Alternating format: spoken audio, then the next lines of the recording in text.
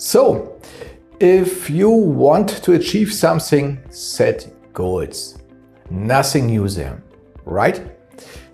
But if you use only the SMART method, you are limiting yourself. This video offers some practical goal setting tips, which go beyond the SMART method. So stay tuned, this will be interesting.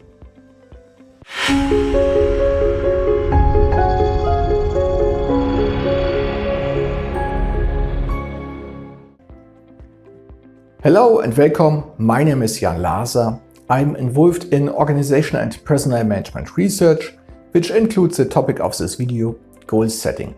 So let's jump straight in. The video is divided into 3 parts. Firstly, I will explain the tried and tested SMART formula. SMART is an acronym that you can use to guide your goal setting. Secondly, we will discuss what should also be considered to make the goal setting process generally useful. The SMART method is helpful, but not always sufficient for setting goals that are truly smart, in the literal sense of the word. In the third and final part, I will provide some conclusions. During the presentation, examples will be used to illustrate both practical relevance and some potential difficulties that may arise. These help to make it clear that although the SMART criteria may at first appear to have been fulfilled, if you look a little closer, that may not always be the case. A goal is SMART with capital letters, if these conditions are met. Let's start with the first letter S. S stands for specific. Your goal should always be specific, otherwise you will have nothing to focus on. When drafting your goal, consider the following questions. What concrete details define the goal? Whose responsibility is the achievement of the goal? What resources and limitations are there? An example. Imagine you have 20 direct reports. The average illness rate of this group was 6% last year. This is 2 percentage points higher than that of comparable teams within the organization. Your goal is to reduce the illness rate in the following year by at least 2 percentage points, i.e. to a maximum of 4%. This goal should be achieved using existing resources. Nothing else will be made available. In short, the illness rate is above average and should be reduced to a maximum of 4%. The second letter M stands for measurable. It's important to have measurable goals so you can track your progress and recognize when you have reached your goal. Reviewing and assessing progress helps you to stay focused, meet your deadlines, and stay motivated. A measurable goal should address questions such as how much, how many, and what quality level. Using the same example as before, the illness rate is a quantitative goal which is usually easy to measure. Accordingly, the measurable criterion appears to have been met at first glance. At second glance, however, it becomes clear that to achieve the goal of reducing the illness rate by at least 2 percentage points, further measures and thus sub-goals are necessary. It can be seen from this that the actions introduced to reduce the illness rate have not been discussed, and therefore no means of measuring these actions yet exists, which in turn makes it difficult or impossible to assess whether the target is attainable. Given that attainable is the next criterion in SMART, this presents a problem. To achieve the goal of reducing an illness rate, qualitative measures are often necessary. It can be said that as qualitative measures can be difficult to quantify, this measurement task tends to be avoided, and hence the measurable criteria is discarded. The question of causal relationships also arises, i.e., to what extent do the measures introduced, e.g., more frequent and optimized return-to-work discussions, lead to a reduction in the illness rate? This may well be the assumption made, but could it be that the illness rate may actually increase because employees feel pressured by these conversations? If no cause and effect relationship can be established, any assessment of the attainability of a goal will be based on unknown relationships between actions and outcomes, leading to uncertainty about which actions contribute to achievement of the goal and which don't.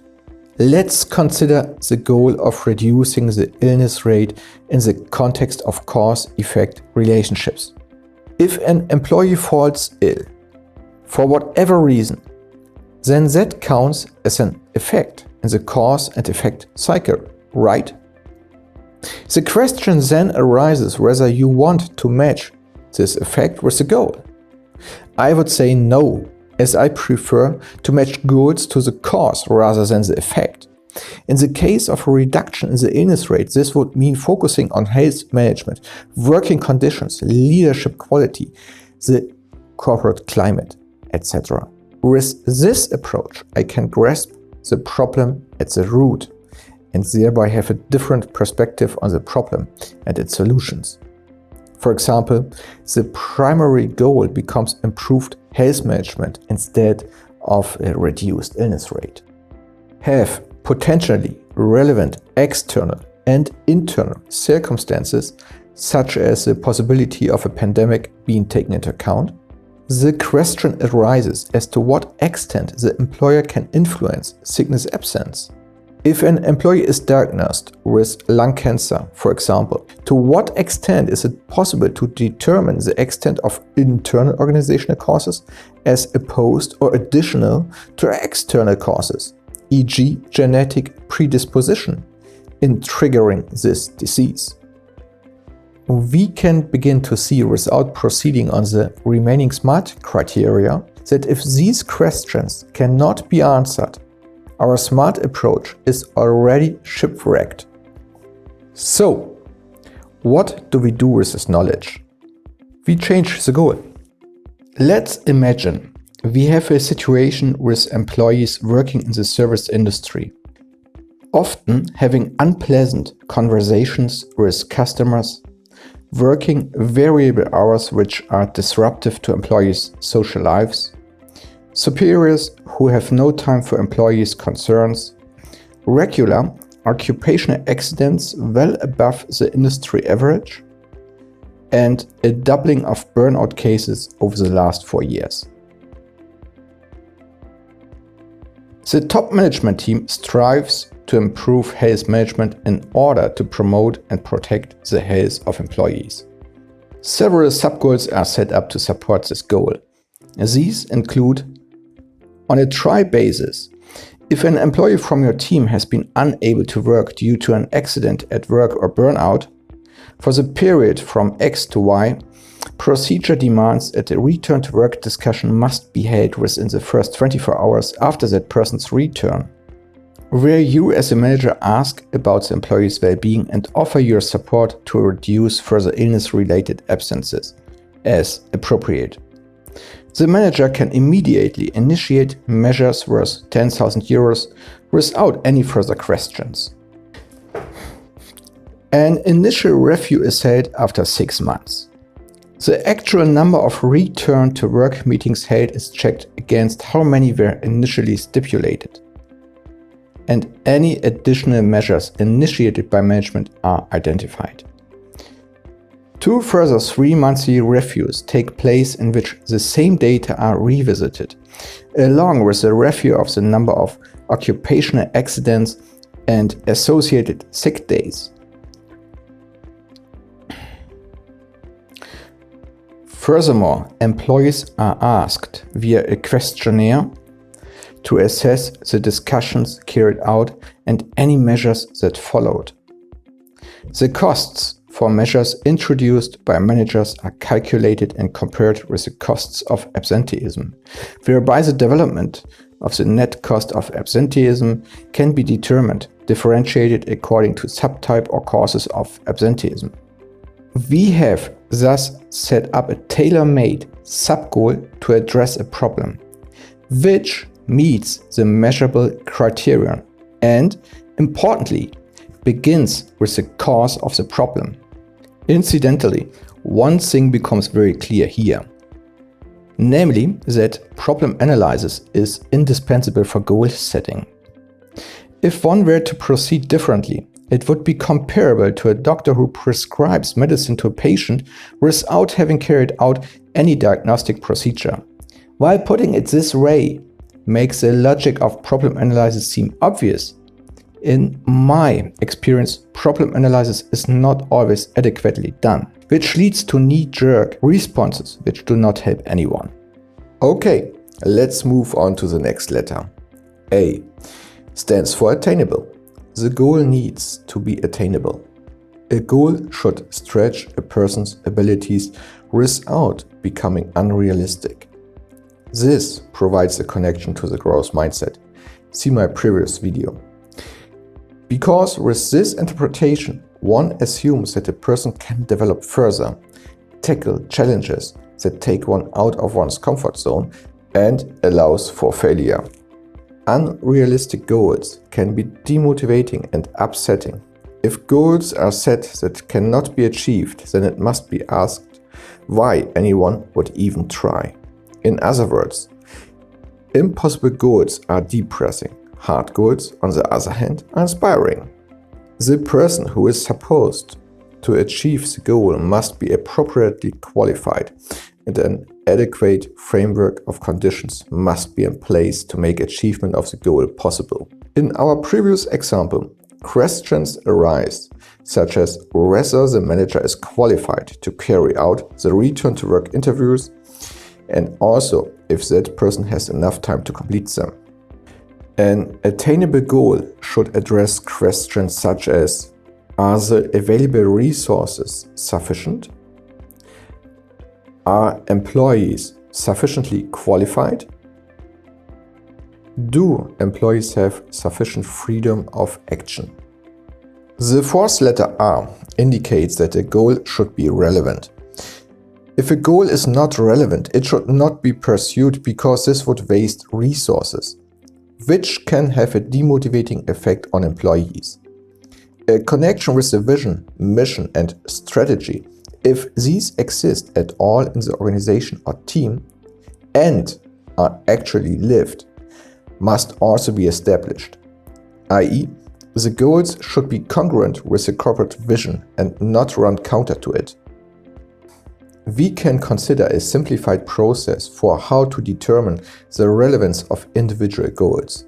Goals can be listed and rated according to the importance for the success of the company or project, etc. If a goal is determined to be less important than other goals, a correspondingly low priority is assigned to it. This is important in order to be able to focus on the important goals and control the use of resources. The last letter T means that a goal has to be time-bound, because otherwise the goal may never be achieved. For example, because it is always put on the back burner and other tasks or goals are preferred, or procrastination takes over. A time-bound goal will usually answer these questions. When? What will have been achieved by who in X number of months from now? So, we now have an overview of the SMART criteria. However, as noted earlier, these are not sufficient for SMART goal setting. So, we come to the second part of this video. Further considerations for active goal setting. In addition to the criteria mentioned here, we should consider what other criteria may be necessary, such as simple. When setting a goal, simplicity should be aimed for. A goal should only be as complex as it needs to be. Employees should be able to clearly understand what is expected of them. In addition to measurable, the goal should also have a motivating effect on the employee. In addition to attainable, A goal should ideally also be agreed with by the employee. A lack of agreement indicates that something is wrong, e.g., that the employee is not convinced the goal is realistic or for some other reason does not find the goal convincing or motivating, which can lead to resistance. In addition to being relevant, the measures introduced to achieve the goal should be checked to determine whether they are sufficient to achieve this goal.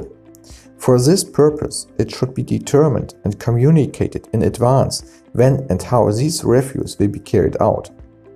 The objectives may also have to be changed over time, for which review meetings can be used. A goal should be both time-bound and transparent, in the sense that colleagues in an organization know who is working on which tasks, making it easier to check whether redundant goals are being assigned. Okay, let's come to the final point. What conclusions can we draw about this topic? The SMART formula offers criteria that are helpful when formulating goals. It's a simple formula that is easy to remember. At first glance, it appears to be relatively easy to use. But as we have seen from the examples in this video, this is not always the case.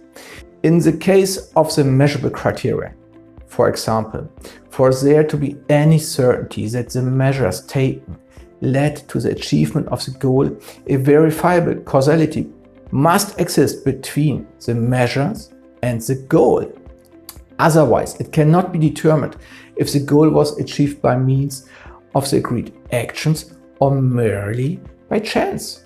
Without this identifiable causality between measures and goal achievement, one carries out a management of hope and suspicion. Furthermore, bringing in the second list of SMART criteria makes it apparent that the original SMART formulation is insufficient.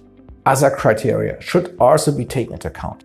Handily, there are some other acronyms we can use for this purpose, such as CLEAR, C for collaborative, L for limited, E for emotional, A for appreciable, R for refinable. Or, my favorite, the LASER acronym. L for legitimate, A for aspirational, S for synchronized, E for available, and R for realistic. Even with these additional acronyms, we cannot name all essential criteria. It is useful then to question why we should use the original SMART criteria rather than some other set of criteria. Which brings us to the conclusion that SMART is not smart in the native sense of the word, and that SMART goals can only be developed smartly when considered in the light of additional criteria. For this reason, SMART was deliberately written in lowercase letters in the video title. Please, don't get me wrong. However, an acronym like SMART is not bad in itself. I am only saying that it should be seen as a beginning point and not the whole story. Goal efficiency should be prioritized over the goal-setting method. Relying on one method alone imposes an unnecessary restriction. Methods rather should be used in service of the goal. In this way, the most useful approach can be selected to ensure generally smart and effective goal setting. Okay, that's it for this video. In the next video, I will talk about objectives and key results, or in short, OKRs, used for example by Google, LinkedIn and Netflix. If you are interested, take a look. Goodbye.